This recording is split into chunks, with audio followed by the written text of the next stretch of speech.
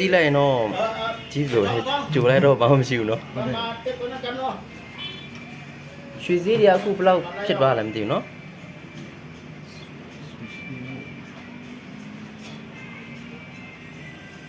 ပြီးတော့ကြောက်အခုပေါက်ဈေးတွေပါနေဆရာမတို့ကြောက်အခုပေါက်ဈေးတွေပါနေတပတ်သားလားအခုတပတ်သားဆေးနေလားဟုတ်ကိုစေကြော်နေရှင့်90ကျော်နော်အဲ့ပုံမှာပဲအခြေခံပြီးတွက်ပေးတာပေါ့နော်ဟုတ်တယ်ပလောက်ကြားတယ်အဲ့ပေါ်ကြည့်ပြီးတော့တွက်ပေးတာကျော်နားမလို့အဲ့ဆရာမပေးလိုက်တဲ့ဆာရွက်ပဲကျွန်တော်အဲ့ဒီဟာရောပေးလိုက်တာဗီဒီယိုလည်းရိုက်လာတဲ့ဆိုင်မှာကိုတဘောကြရတော့ကိုသွားလေ့လာပေါ့ကျွန်တော်အဲ့လိုပြောလိုက်တာ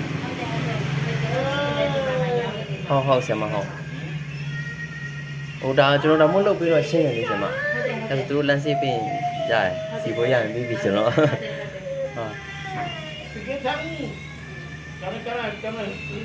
ရွှေရခိုင်နှုန်းပုံမှာလဲกว่าတော့နော်ဟုတ်တယ်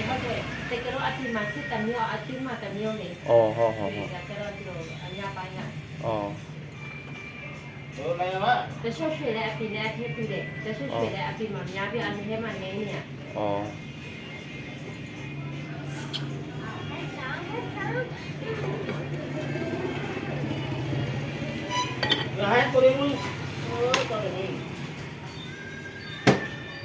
လက်စွပ်ကိုအဲ့လောက်အလုံးလေးပဲပြင်ရတော့နော်